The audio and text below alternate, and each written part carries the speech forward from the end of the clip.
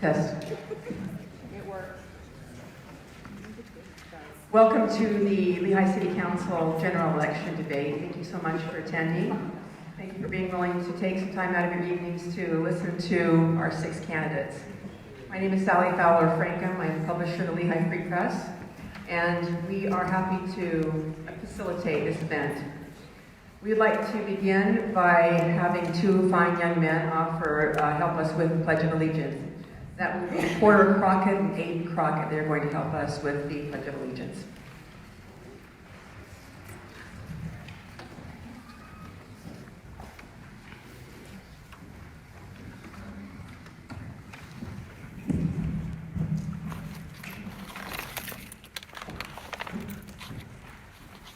Audience, please rise.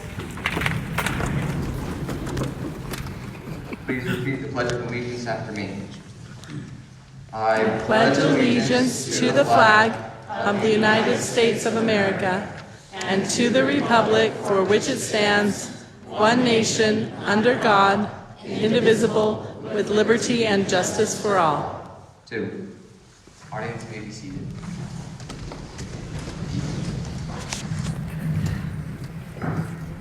You're my friend.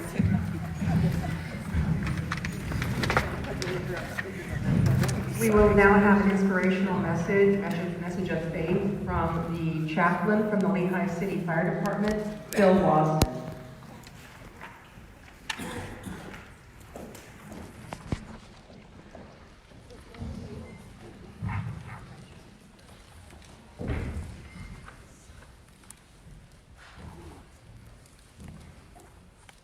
We are blessed to have the opportunity to be here tonight for a discussion on vision and for the projection ahead for the city of Lehi.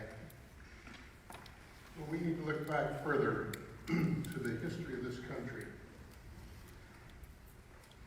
Under inspiration, the founders of this nation created documents that have preserved the freedoms that we enjoy. Those freedoms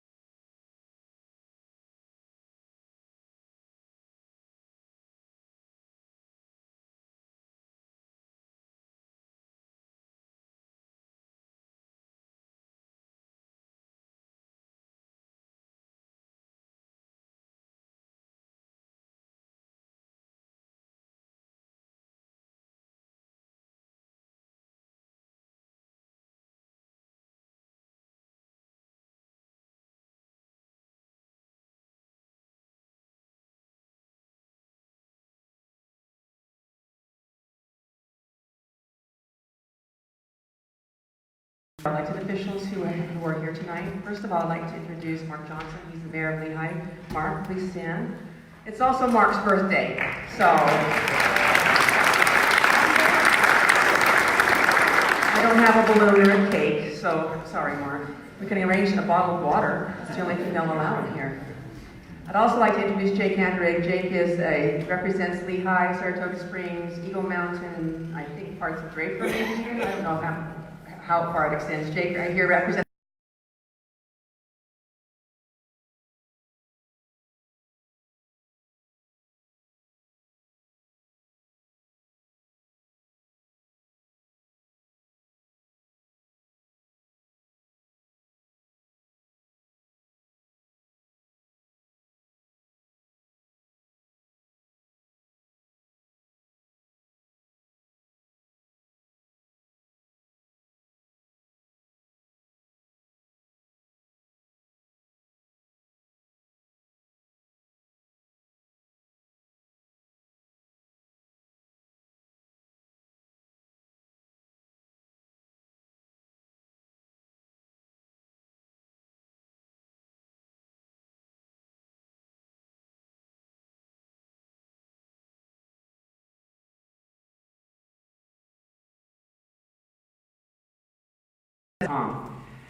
she has written stories about your city, about your neighbors, about your friends, about your kids, about the teachers, and about events surrounding our city.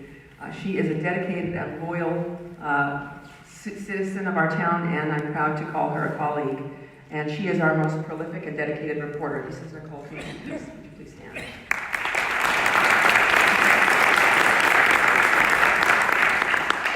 I'd also like to introduce Skylar Beltran. Skylar has moved to Lehi with his wife Kylie and their son. How many years ago, Skylar? 4 years ago. Skylar resides in the Thanksgiving Point area. He serves on Lehi's Parks, Trails, and Trees Committee as a volunteer. And he is also a reporter for the Lehi Free Press. He covers city council, politics, and city stories. Skylar is also vice chair of the Utah County Republican Party. He studied political science at Utah Valley University and enjoys watching sports and traveling. Yes, he is a Cougar fan. Please don't hold that against him if you're a Utah fan. I've known Skylar actually for many years. He's a smart, dedicated reporter.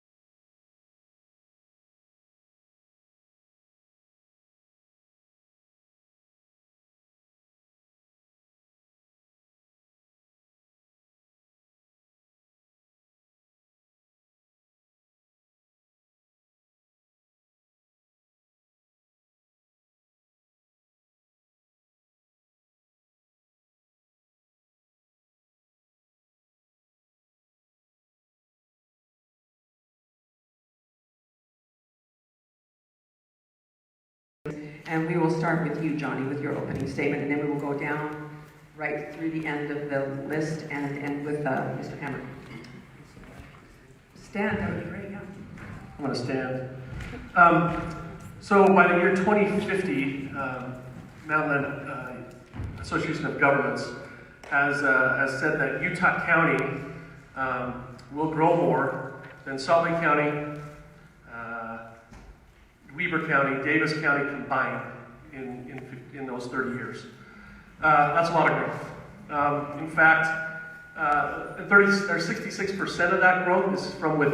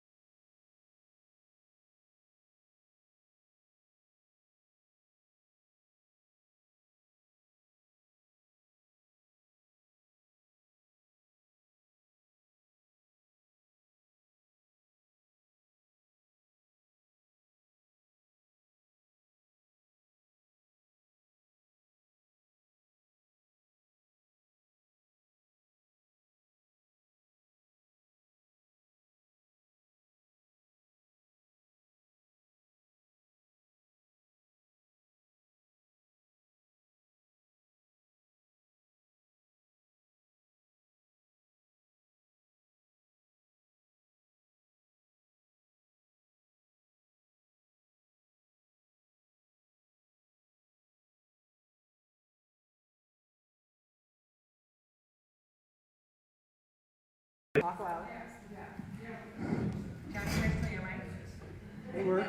works. You can hear it? Yeah. Okay, I can't hear it from up here, so you guys can hear me okay? All right, now it's time to start the timer, okay? My name is Katie Corbisto. First of all, thank you, Johnny, and thank you, Lehi Free Press, for providing this platform for this evening. Like I said, my name is Katie Corbisto. I have a unique last name because my husband is from Finland. I'm originally from Kansas, and a couple years after we were married, we moved to Finland. We had the opportunity to live there for 3.5 years. After that, we've kind of been in various cities and countries throughout the world, and we've set down roots.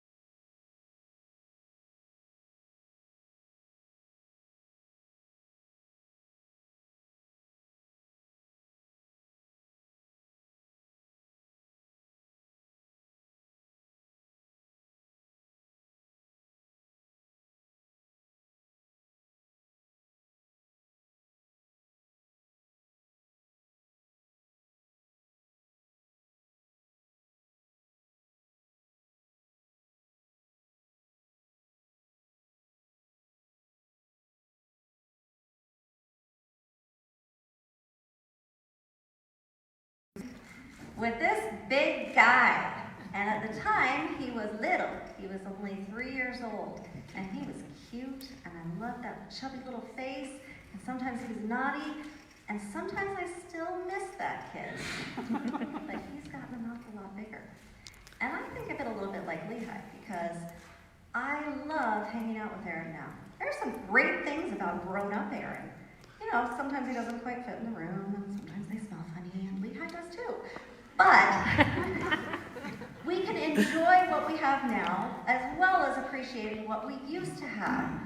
When you're a parent, you want to grow a great kid, and I want to grow a great community. I want to see Lehi grow up the same way I watched Aaron grow up. And my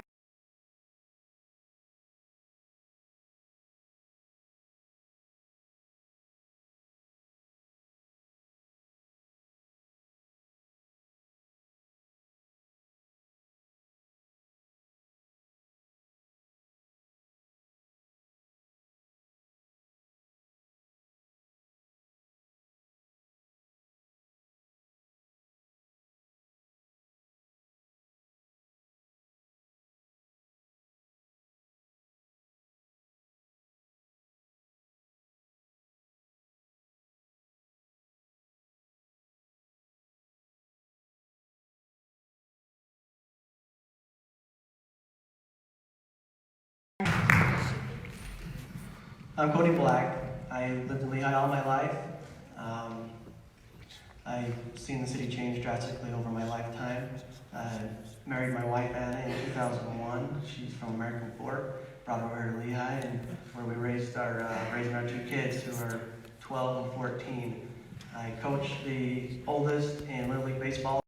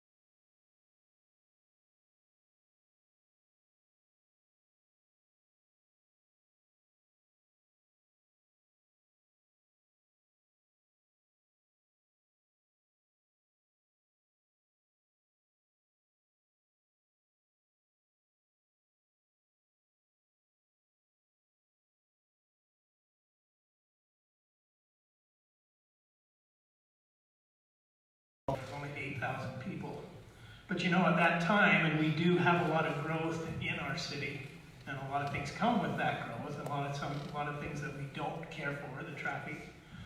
But there is some good things, because I have 6 children, 6 boys, and all of my boys live in Lehi, and that's because they're able to live here and provide a living for their family, and that didn't happen a lot of years ago. A lot of people weren't able to stay. Their families had to move different places to be able to provide for their families. But because of the growth, there is some good things with the growth. But in serving with the council, we have to manage that. I served as a volunteer fire department, and now you look at it, we have 3 fire stations. So it was a lot different then. But I've had the opportunity to serve in a lot of areas in the city, and I'm grateful for that. And I'm grateful for the service and want to give more service to the city and feel like that I can do that and help wherever I can in managing the growth and helping with police station, the fire, and the necessities that we need here in this community. Thank you.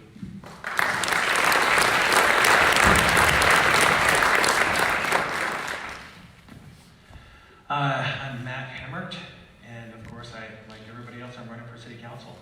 I remember years and years ago, Lehi, the way I was introduced to Lehi is we used to pass through Lehi and going out to Tooele to visit my grandmother. And at that point, it was just a pass-through sort of destination. It was agriculture, we'd take Main Street out and then head out through the desert. That was my first introduction. I remember I never paid a lot of attention to Lehi after that until we moved back from law school in Oregon. Me and my wife were looking for a place to stay. Every place we looked didn't feel right. We found one house here. We got off the exit and immediately felt like this was home. We went and visited the house. We thought this was home. This is the only home my family has known.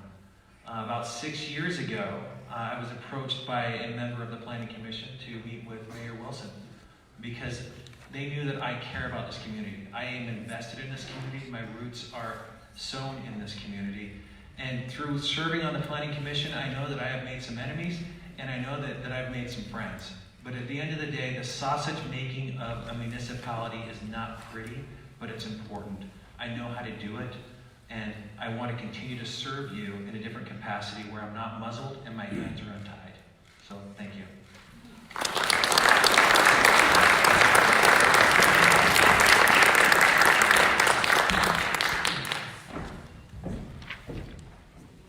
We're going to be talking about, thank you very much, candidates.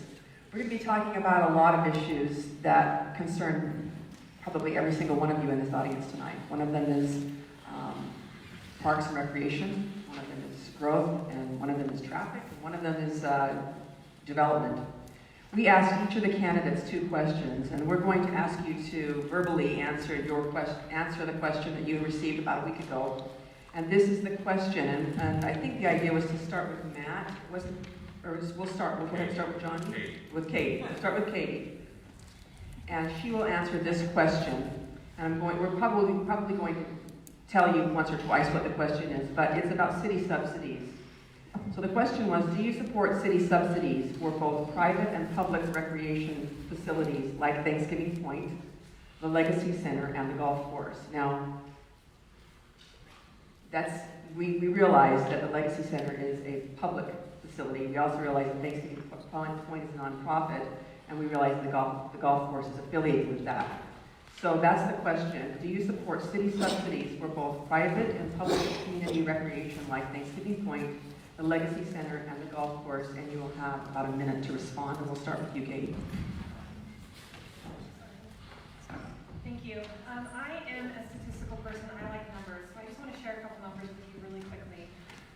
According to the Census Bureau, Lehi is the 11th fastest growing city in the nation. The average median age for residents here is 25 years of age, and of that, 68% of the residents have families with children under the age of 18. Utah as a whole, the state, only has 51% of families under the age of 18. Those statistics can give the description that Lehi encompasses young families. I absolutely support subsidies for these facilities.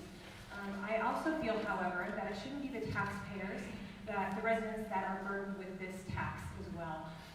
Lehi has a very good economy with businesses and corporations, and I feel that they should also share or yoke that responsibility with the residents as well.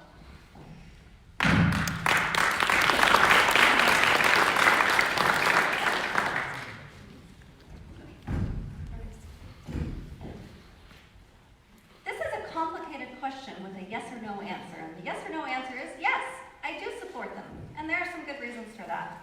There are a lot of studies that show that communities that have public recreation facilities or cultural opportunities like Thanksgiving Point enjoy a whole lot of benefits from those. The public safety is better, the cultural awareness is better, there's more diversity, there's more education. It's a gathering place for the community, and I think that has value.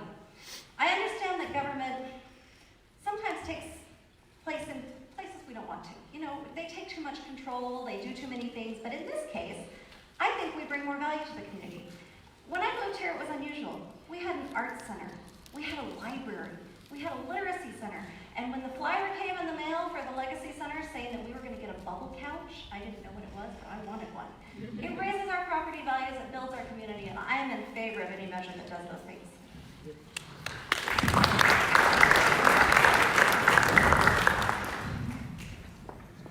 So I answered no to this question in regards to the private subsidies because I don't know how we can do that fairly and decide what recreation we should spend money on.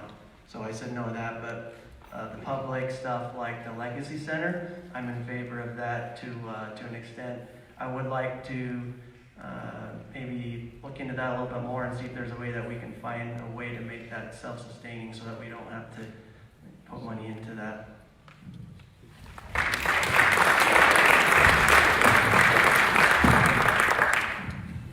I am also in favor of providing for these opportunities for the citizens of Lehi. Not only my family, but the citizens here can be able to participate in recreation and be able to participate in golfing, participate in going to Thanksgiving Point and some of the things that have been donated there. The Museum of Curiosity, the Butterfly Museum. It's a learning experience. It's an opportunity for us and our children to be able to experience some of these things right here in our own city. But I also feel that it also brings other people into the city to spend some of their money as they come and as they recreate and as they come to some of these venues. So I do, and I feel like we need to do those. Thank you.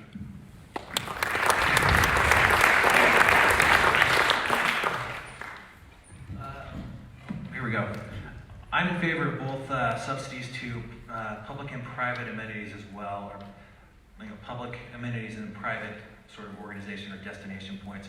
The Legacy Center is well used. The question is, how can we lean down the subsidy without passing that on to the taxpayers as increased membership fees, etc.?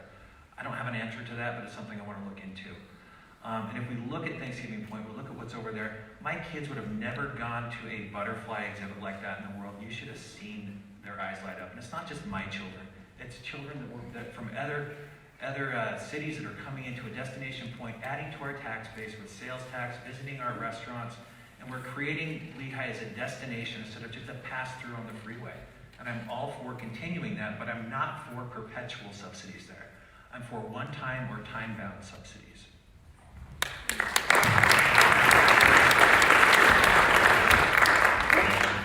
I also am in favor of the subsidies for private and public. And just to give you some information, there are 4, affiliations that the city contributes to. The first one is the Legacy Center. I support that. I think the Legacy Center, it's at the heart of our community, which is our downtown.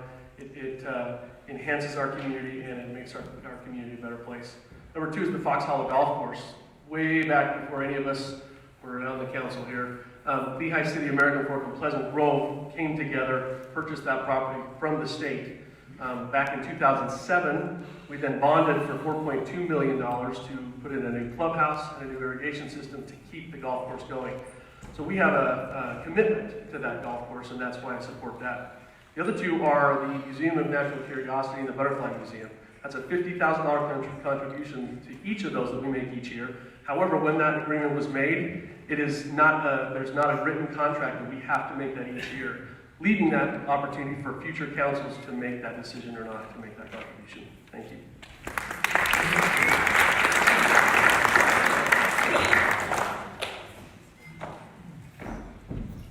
Thank you. The remainder of the debate is designed to be very interactive. It's designed to have engagement between the candidates.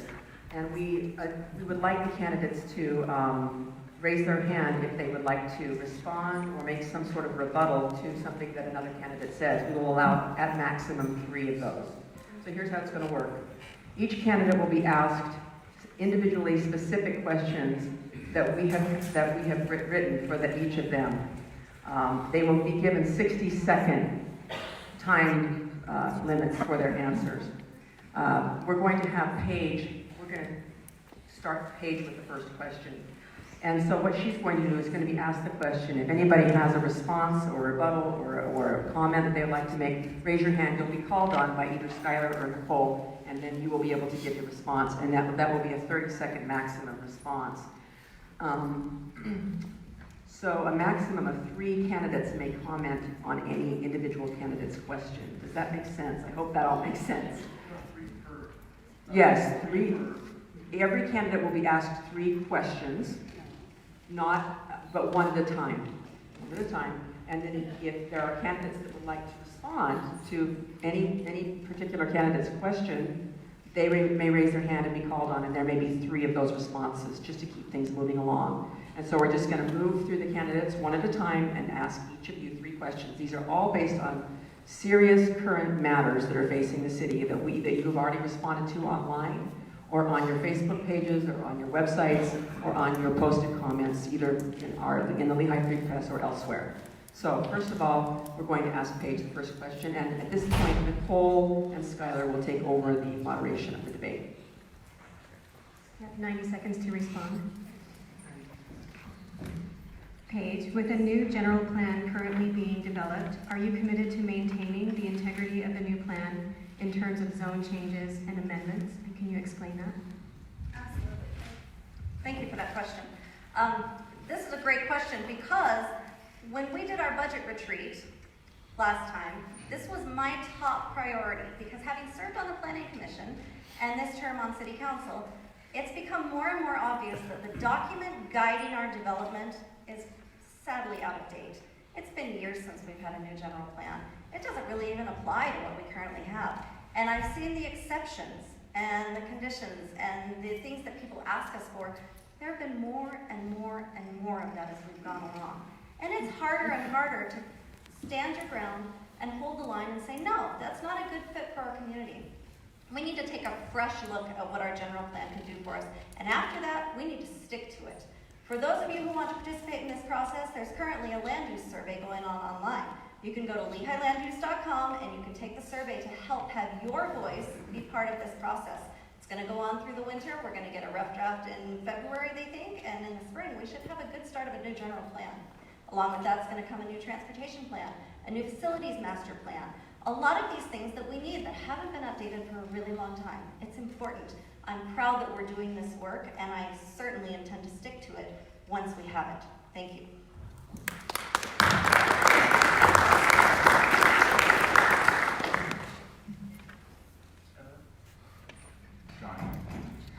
One thing that Paige said there that I am really excited about is the public involvement.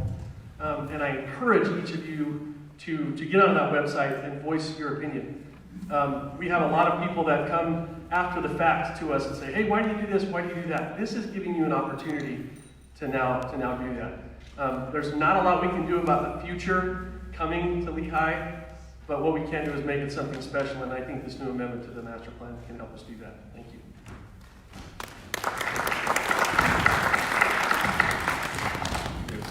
If we could also hold the clause till the end, that'll help us move a little faster. Cody, you have been passionate about baseball and the need for more facilities, but how will you ensure other sports and leisure parks are funded as well?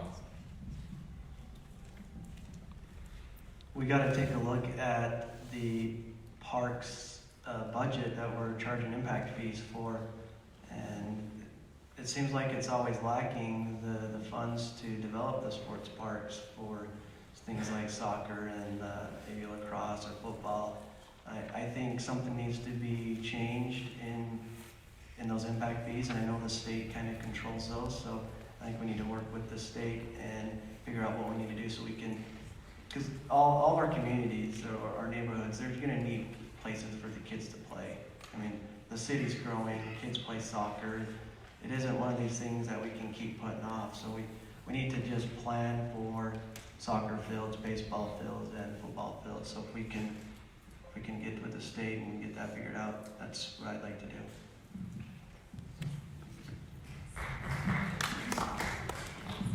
Mike, recently there have been discussions around a parking garage in downtown Lehi in which you have expressed support.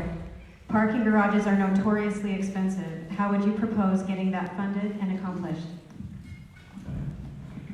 It is.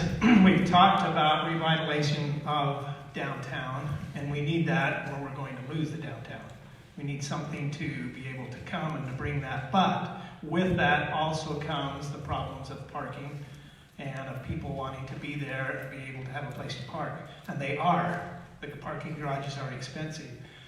But I feel like we can budget so much for those. We may be able to even get some revitalization grants for that may be able to help the revitalization with the Main Street and the parking garage, to be able to provide parking for our citizens so that they will want to come down to the downtown and that people will want to come and bring their businesses there because there's an opportunity to be able to park and be able to shop and do the things they need to. Thank you.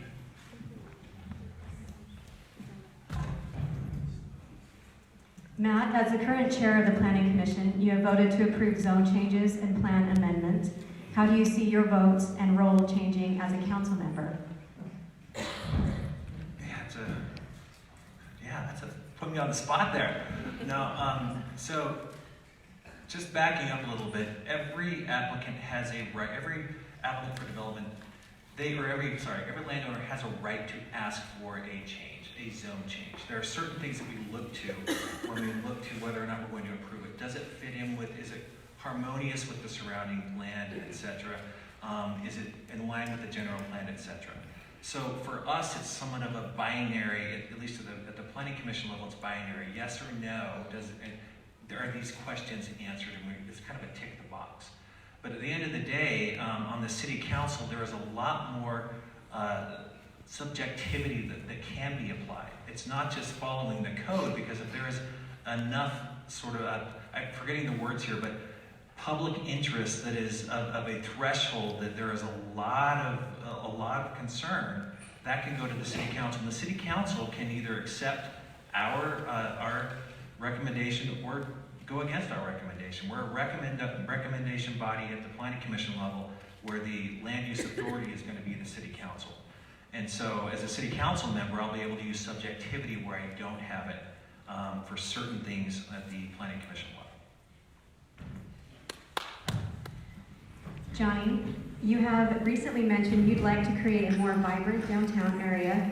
How do you propose doing that under the current scope of the council's authority and responsibilities? I gotta tell you, we went to Lagoon last week and my heart was pounding when I went to go down to Colossus, and it's about the same as you wait for your question. In my opinion, downtown is, like I said before, it's the heart of our community. Back 12 years ago, we adopted the Lehi, the Downtown Revitalization Plan. Not too long ago, we redid Main Street to help vitalize, to bring that Main Street back and to help it be revitalized. Mike talked about parking garage. One of the challenges I think we have with inviting and wanting companies to invest in our Main Street is we require certain things from them, and one of those is to provide parking. And as most of you know, there's not a lot of parking downtown. I think it's time for us as a city to accept our responsibility and maybe, have a little skin in the game as far as either building a parking structure, maybe a public-private engagement that we can help fund that. But I think, again, we invite these companies, we want them to come to downtown, but we put these restrictions on them that make their investment not possible because they have to invest money in all of the extra things. So I think we, again, put our money where our mouth is and help them develop, whether it's parking garage or other amenities to help them go. Thank you. Go ahead, you have 60 seconds. Thank you. Regarding downtown, there are a lot of things that we're doing already and that we're looking at. It's interesting to note that the council recently heard a presentation from the Mountain Land Association of Governments on the different ways that we can use our community development block grants funds. It's about $160,000 a year, and one of the things we can do is use it to revitalize blighted areas like downtown. Provo has used those funds to help the businesses there spruce up their shop fronts and make it a more inviting place to live. The city council was able to vote for how they wanted to spend those funds this year, and far and away the highest priority for the funds as far as the city council goes is preserving the historic Main Street. Go ahead, 60 seconds. So if I have a question, is it in regards to Johnny or to Paige when I'm rebuttaling back, or because I'm okay? So well, I guess it kind of applies to both. So when we're talking about these funds that we've discovered to be able to revitalize downtown Lehi, how long have you guys known about these funds, and is this a recent discovery, or have you guys been working to find those funds over these past 4 years? I'll take it and you can jump in. Lehi actually became an entitlement city for the CDBG funds a few years ago, which means we became eligible to receive those funds from the federal government based on the size of our city. We have used them in the past for things like improving the sewer, gutter, sidewalk in some portions of downtown that either didn't have them or needed them to be fixed. But there are other options for using them, and that's what we were looking at this year. Yeah, what she said.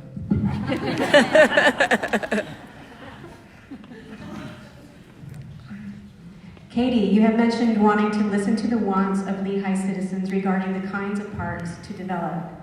Is it loudest voice wins, or how would you determine the wants and needs of the citizens as it relates to parks? I think that's a great question. It was really interesting. There was a survey that was done last year, I believe, that asked the residents what they were wanting for parks and recreation in Lehi. And the surprising number, I believe it was 17%, had come back and stated that they wanted more green space for Lehi.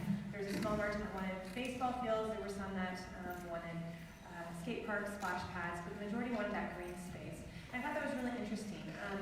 So for my platform, I don't think necessarily it's a situation of the residents and trying to figure out what they're wanting, but rather how can we afford these parks and these recreations for the city. We have a tight budget right now, and the city has gone out and asked, should we increase taxes for the residents so that we can fund these parks? And the residents are saying no. They're saying, should we create bonds for this to be able to do it? And the residents, again, are saying no. And so we have to be able to listen to the residents and say, okay, so we don't want to be taxed, we don't want to have bonds, but we want to have these parks, and how are we going to do that? And the one thing that I feel like I can offer to the residents and I can offer to Lehi is I want to be able to work hand in hand with corporations and businesses to be able to get those funds to work with the city so that they can get a tax write-off, they can incorporate one with another, and they can benefit all of Lehi as a whole, and not just pocketed areas. And I feel like that is probably the biggest struggle moving forward right now when it comes to the Parks and Recreation. I agree with Katie, and that's exactly what we're doing right now with the agreement that we have with Soccer Club. They came to us and said, hey, we have a need. We are using a lot of your parks right now for soccer. We would like to pay for the improvements to Peck Park, 20 acres of it, and for 10 years, we will use 70%, the city will use 30%, and after that 10 years, as the soccer club maintains that property, that 10 years is over, then it's ours as a city to do with it what we want. What that's going to do to some of our other outlying parks, like those who live next to Olympic Park, those soccer clubs are going to move out of there and they're going to be more at Peck Park, which is going to open some of those other parks up as well. So I agree, it's working together with some private-public monies to make things happen. And in 10 years from now, like I said, we'll have that 20 acres, 20 acres of park all developed and ready for us. I actually serve on the Parks, Trails, and Trees Committee, and the issue of being able to work with public-private funds has been something that we've been really looking at lately. We've been considering taking the Parks, Trails, and Trees Committee from a directly organized city entity to a 501c3 entity, where we could do our own fundraising efforts, where people could contribute and it wouldn't go into the general fund, it would go to a specific project. We're working on that right now, and we think it's really going to help with the fundraising. One of the things that we're confined by is when the Parks, Trails, and Trees Committee finds a grant, usually there's matching funds required, but because the city budgets a year ahead of time, by the time we find the grant, this budget's already written and we don't have that money in there. Moving it to a 501c3 is going to help us utilize those funds a little earlier, keep our own money, and make sure it's dedicated to projects so residents know they're getting what they pay for. Cody. So the interesting thing about using these other organizations to do the parks is it actually works. So I put together a group that has a nonprofit, and we're trying to build baseball fields at Peck Park. There is plenty of room there. I've sent a letter of intent to the mayor and the council and the city manager to review. So there are lots of options to do these and ways to work with the city and make it work. So it is a good thing. Okay, this is for you. Lehi residents voted down a rap tax and bond several years ago. Do you support a recreation, arts, and parks tax or bond, and would you like to see it brought back to voters? Thank you, Skylar. I actually think it's a little bit soon for a rap tax, and this is an issue that's really close to my heart because I've been serving on the Lehi Arts Council for more than a decade now, and we clean our own toilets. It's all staffed by volunteers. We take care of the building ourselves. And when the last rap tax came forward, I actually was reading my comments on it just today. My concerns with it last time was it didn't designate how much would go to recreation, how much would go to arts, and how much would go to parks. And my concern as a member of the Arts Council was that it would all end up going to parks. And my concern as a mother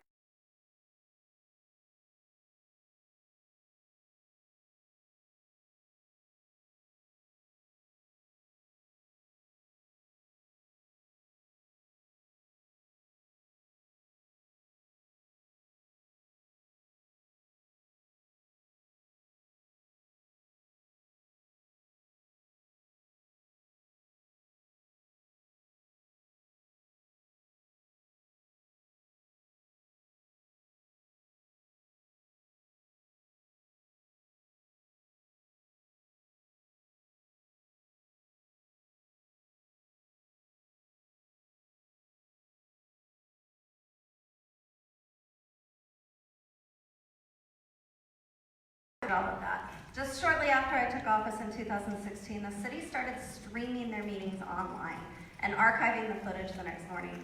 So residents could go in and take a real close look, watch it happen live, be very aware of what's going on in their community. Another thing we're doing is recently we looked at the standards for the noticing, for when there's going to be a change happening in your community. We want to make sure that that word gets out there. We're putting more information on our city's Facebook page. For any of you that have visited Lehi City Chat, you know that it's an amazing resource for people in the community. You have a really accessible council too. All of our numbers are published, all of our emails. We all do our best to answer everyone. I know we sometimes have some that slip through. But I think it's really important to have that transparency for the residents. We're working on making it better, but I think we've made some really incredible strides. Mike? I just want to say, when we did do the RAP tax, I was in favor of that, and one of the reasons was because it's not just the Lehi citizens that pay for that.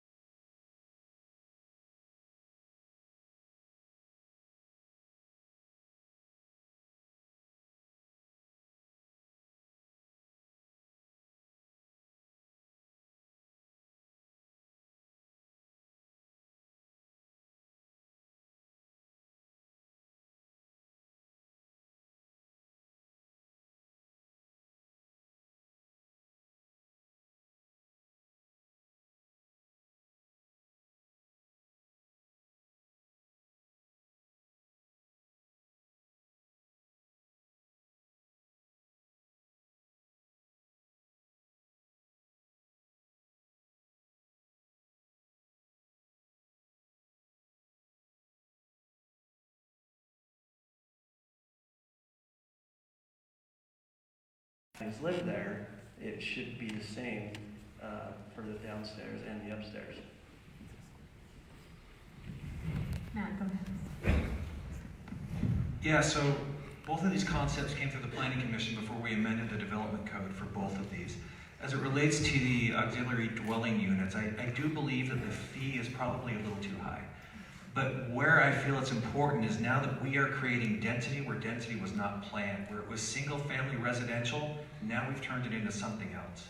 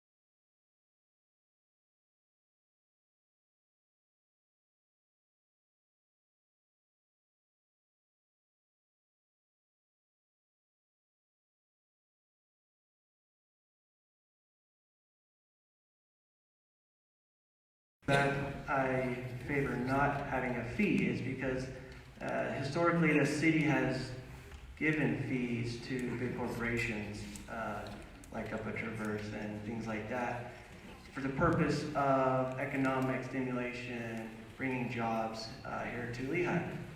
I think the same is or similar concept from someone renting out their basement is providing a home to someone that actually lives in Lehi. So I just don't think it's fair that the bigger corporations don't pay, but that citizen that lives in Lehi, who's paying property tax, has to pay to rent out their basement.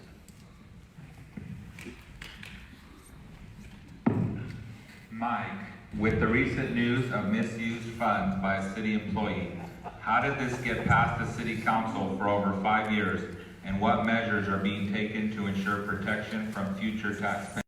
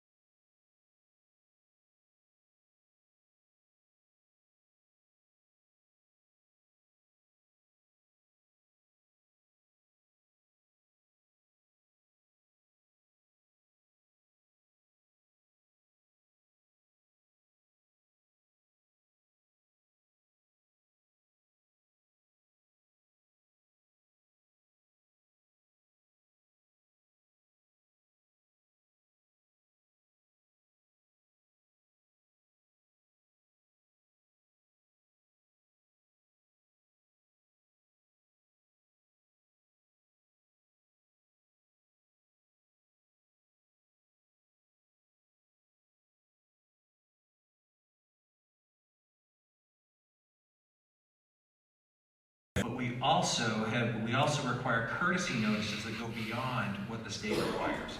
So, and recently, I think it was in the last planning commission meeting, we actually went through and we're amending that to we're bifurcating the required notices and the courtesy notices, saying that the required notices, if those don't go out by a developer, then that's going to have a detrimental impact to that application. Whereas the courtesy notices, if those don't really go out, it won't have a detrimental impact. But I don't think we need to change that, but maybe there's another way to advertise that. And I know that you, Skylar, and others have been really good at posting on Lehi Link and advertising certain things that are going on. But right now, I think we're doing a very good job, and we're actually above and beyond what the state requires for public notice. Katie? I have to disagree. I feel that one of the main issues why I am running, and as I've been out campaigning, is I hear from residents saying that there's lack of communication. They just feel like they're out of the loop. And I understand that. Lehi has grown there's 2,000 new members of residents that moved into Lehi within the last 8 months. And that's a lot. So there's a lot coming in, and the city's trying to handle that. I feel that we can absolutely utilize social media better to be able to get these notices out to the residents. Right now,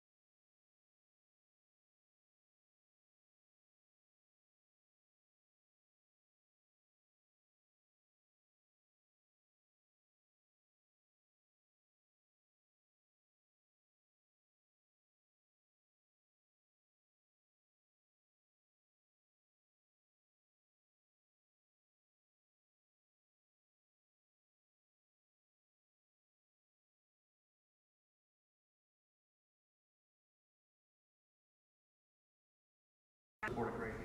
Thank you. Katie? So fiber is something that I feel really strongly about for Lehi. My family and I, we went camping up in Yellowstone, this summer. And as we were driving through, there was a little tiny town that I can't even remember the name of. We blinked and we passed the sign and we were already out of the town. And it was equipped with fiber. And I thought that that was amazing. I thought,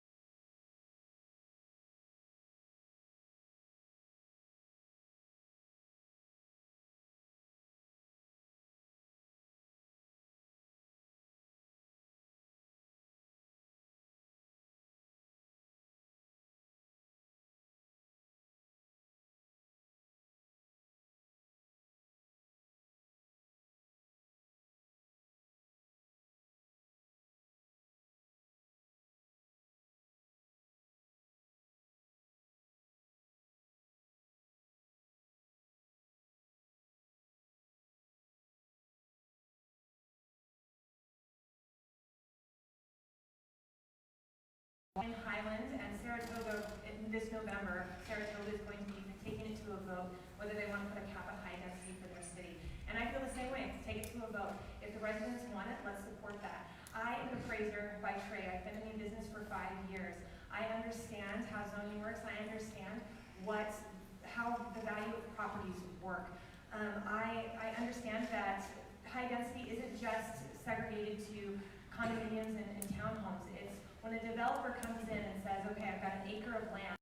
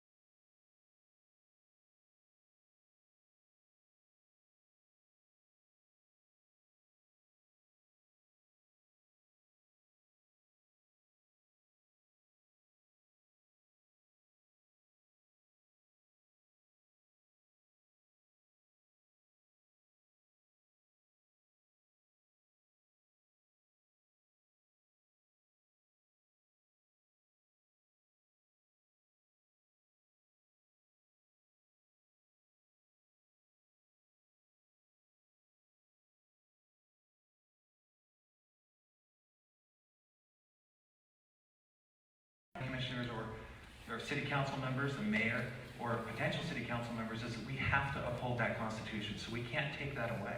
Now, we can be smarter, and we can move things. You talked about transit-oriented zones. I was so happy to see those overlays come through the planning commission, because we're putting them in the right place where they'll have the least impact on infrastructure. I think Matt makes an absolute point. If there is a parcel that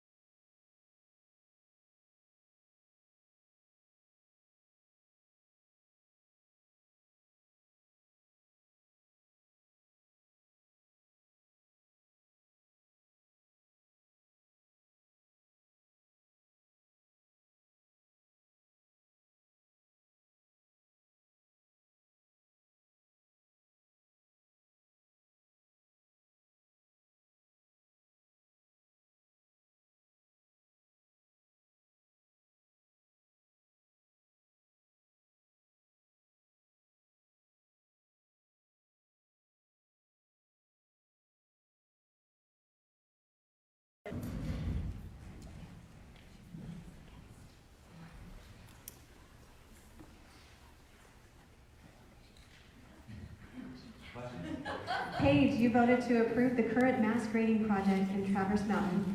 Do you currently stand by that decision? I do. I actually think that we went into that with all the right motivations. What a lot of people don't realize is the developers up there already had the right to do mass grading. They just didn't have the right to do it with export. As the plan was originally presented, as it was in the area plan, they could have taken all of that and moved it to different places on the residential streets. We wouldn't have had any control over things like the dust.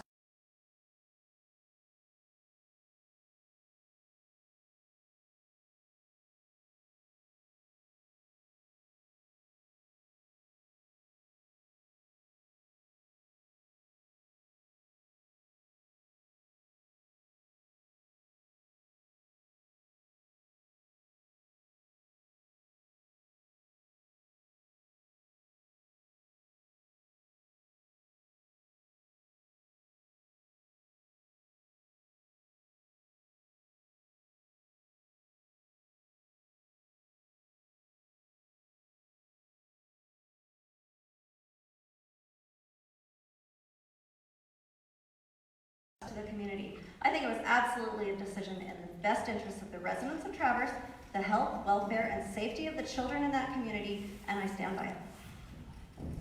Katie. Paige, how did the city come up with a definition of mass grading instead of mining? That actually didn't come from us. The state gave us some definitions and guidelines for that. Jake. Jake's like, me, I want to answer. Our senator over there. It is, you know, there's some things that you require.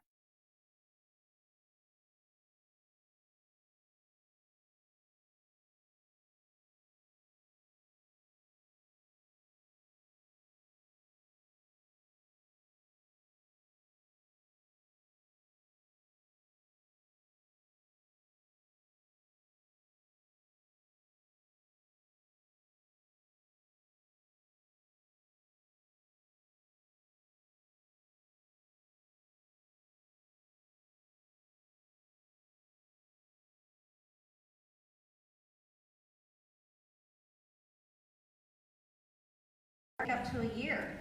I want to see what they say about that. But in making that decision, we gained an awful lot of good things for that community. And I think we also gained the ability to watch out for them in the future more than we would have otherwise.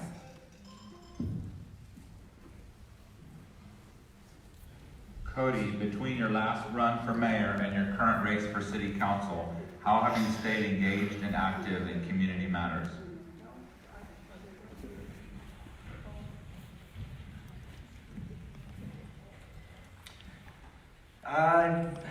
You know, you watch the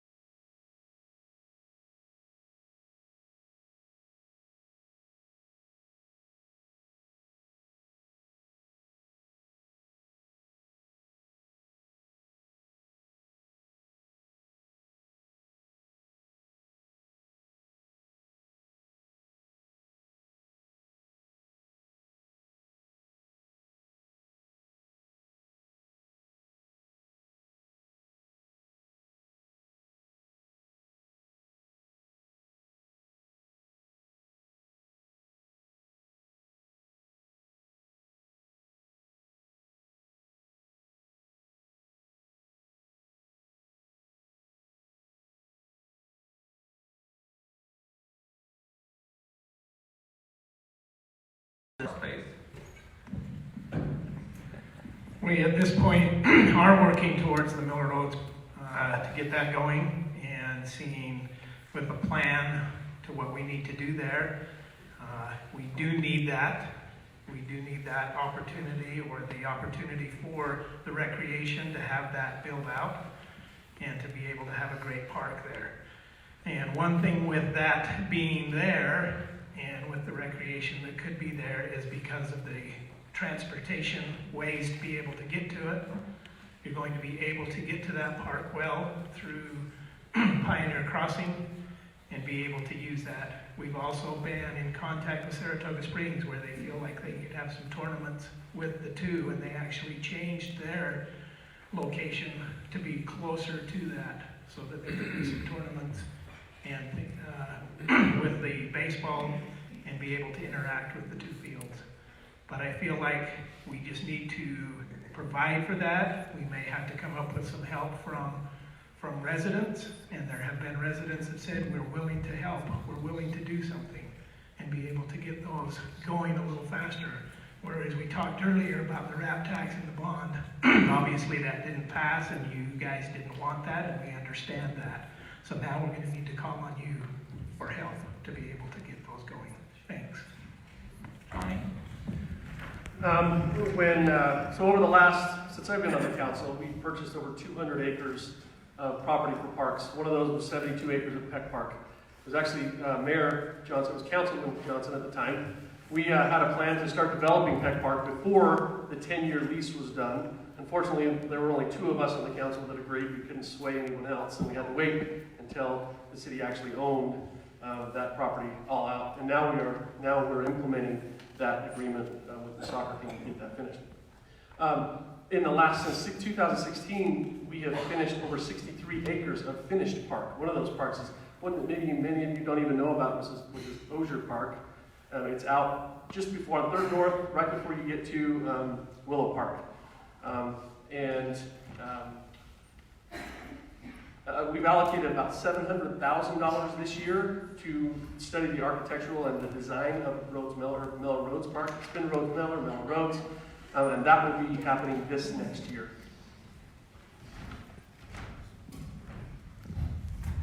The interesting thing about Peck Park is the city always references surveys that have been done. And at Peck Park, the last study, it says people want a leisure park there. The problem is nobody wants to pay for the leisure park. So again, with the soccer club, that's a positive thing for the property. Otherwise, it's just going to sit there. That's why it's also a good thing that the organization that we've got going for baseball, we can get the fields there. It's a matter of just getting it approved through the city. The city is kind of pushing us down to Rhodes Miller, but I would like to stay at Peck Park. We need more baseball fields on the north side of Lehi. You know, like Mike was stating about the Saratoga Springs, there's plenty of baseball fields down there. But Saratoga Springs actually has plans to build like 6 more on top of the 6 they already got. So we're underfilled for baseball, and this Peck Park is a great opportunity. Matt, you have mentioned wanting to keep Main Street historic and continue its legacy.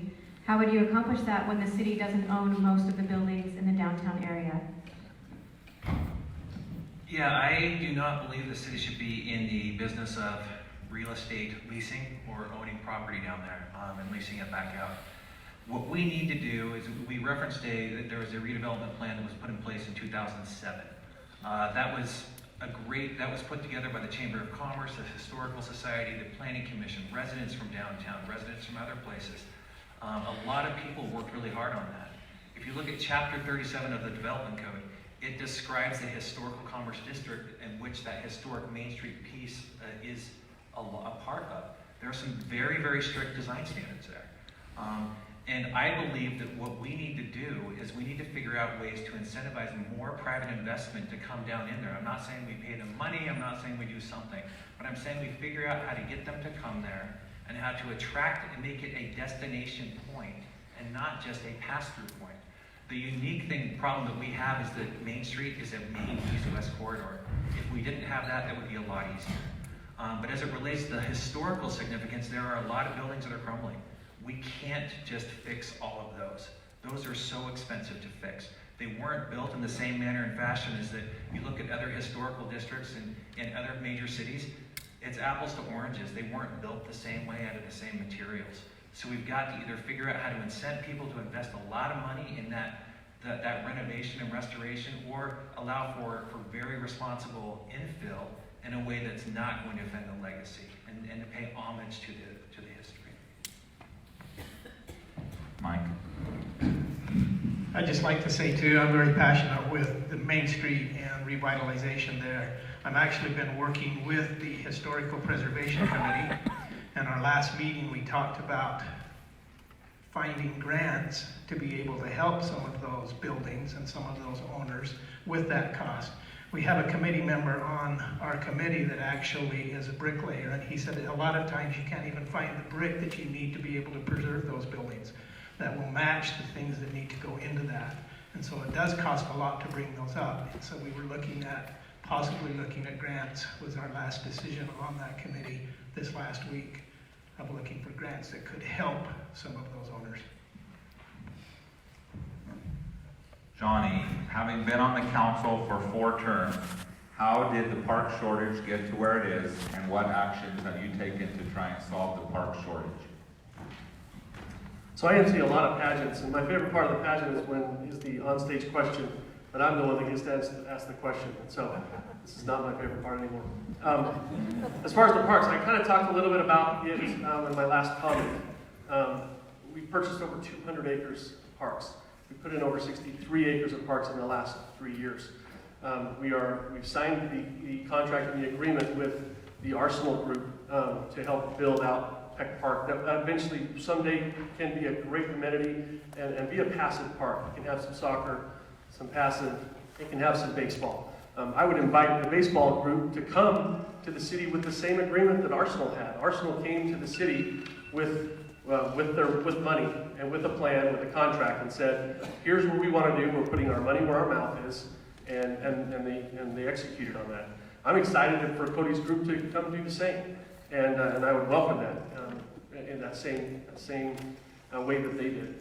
I think we've taken our impact fees that we collect each year, which they really aren't enough to build the amount of parks that we need to build. Again, impact fees are dictated by our state, and we can't charge more than we need to. But I think the key is to make sure that people understand how many parks that we do have. We have a lot of parks that are sitting and no one's using them. And I invite each of you to go to our website and look under the parks tab, and you can look at the map that shows all of our parks and all of the amenities in those parks. Katie, oh, sorry, Cody. I just want to say something because he called me out. The plan that we've submitted is actually a better plan than the Arsenal plan. Our club isn't leasing the property for 70% of our own usage. And this isn't a political option here as far as me running as a candidate. This is just me as an individual and my passion for baseball and getting something done. So again, our plan is to build the fields with the community's help, businesses, developers. We've already got pledges to build the fields. So we will build them and donate them to the city. So it's a huge win for the city. Katie, you have said and also have posted on your website that you will create an Aaron Brockovich scenario if necessary. Can you elaborate on what that means and whether that would put the city at risk of litigation? Of course. So that question is actually in regards to the mining. I don't feel that it is called mass grading up in Traverse Mountain. It is mining. It's very interesting to me that the city of Draper is not allowing for this mining to participate in their city, and yet the city of Lehi, I feel, is catering to developers and allowing this to happen. And so for me, if elected, obviously this is a done deal per se with the Geneva company, but I want to be able to monitor and make sure that whatever they're doing it correctly, they're doing it by the laws, they're doing it in the right manner, and that it won't be it won't have bad effects for the residents. These are things that they're going to be having to deal with and handle for the next 10 or so years plus. So I want to be able to be that person that's going to be holding them accountable for the work that they're doing right now. Okay, and the last question will be for everybody before closing statements, starting with Cody. What is one thing you most admire about the candidate to your left?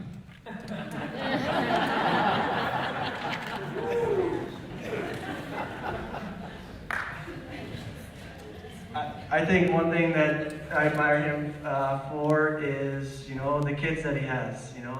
They went to school with me. They're my age, so that kind of sort of a connection. So I admire his passion and his willingness to serve the city. Mike? Well, Matt, I've been impressed with Matt because he's done a lot of study, he's done a lot of things and found out information as he's been running for the council, and seems to know what he wants to do and have a direction to go, and so that I do feel like he has direction in his life and he knows what he wants to go after. You would have Johnny. Thanks, and thanks, Mike. I have a $20 bill for you. No, I admire his goatee, but other than that, no, Johnny has been an absolute gentleman. I've loved interacting with him on the planning commission in his role on the planning commission, and I see him as a legitimate friend. And although we are here running for same spots, I've never felt like we're running against each other. And that's what I felt the same way with everybody here, but Johnny has always been there to help me understand things, and he's just been a good guy. And he is a good guy. Thanks, Matt. I have you snowed. Katie, two things. She's extremely passionate, and she's extremely fearless. When we broke ground at the new police station, there was a gal there with a low-brimmed hat pulled over her eyes with 3 kids that were running everywhere. And I thought it was one of our police officers' wives, actually. And after I was talking to Chief Paul, and she came up and she tapped me on the shoulder and she said, "Hi, Johnny, I'm Katie Cuevista. We're running against each other." I went, "You're Katie? Okay, all right." So we met that first time. I've been impressed with her passion. We don't always see eye to eye on issues, but I do admire the passion that she has with her thoughts and ideas. Hands down, there's 2 things that I really admire about Paige. One, she's a terrific public speaker. And if anyone disagrees with that, that's just crazy to me. She, from the moment that I've met her, she has a passion and a drive about her that she's able to express as she speaks. And number 2,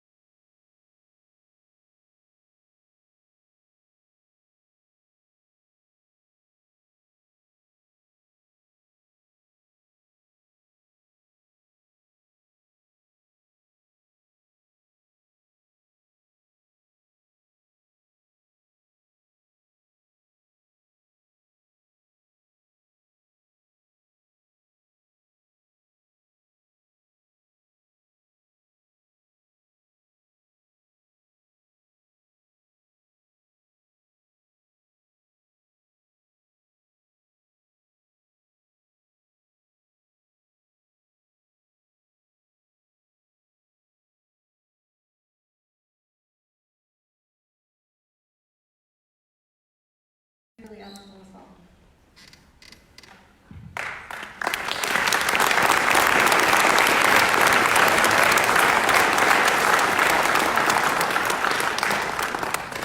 And to conclude, we will have a 60-second closing statement, starting with Mike. I just want to say that I am grateful for the opportunity that I've had to be able to serve on the city council, and would love to serve again and continue to